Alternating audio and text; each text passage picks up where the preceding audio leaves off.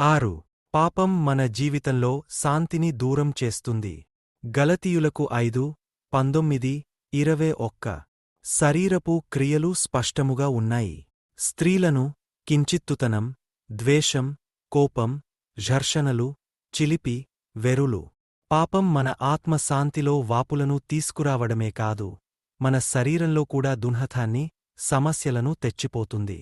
ఇది మన జ్ఞానం, మన శాంతి, మన ధైర్యాన్ని నాశనం చేస్తుంది. 7. పాపం నుండి విముక్తి క్రీస్తు ద్వారా. రోమీయులకు 8:1.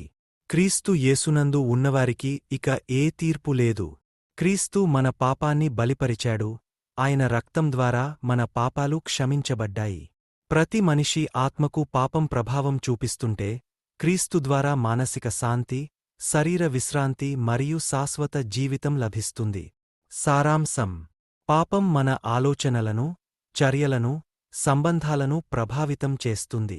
పాపం మరణాన్ని తెస్తుంది, బానిసత్వాన్ని ఉత్పత్తి చేస్తుంది, స్వేచ్ఛను దోచుకుంటుంది.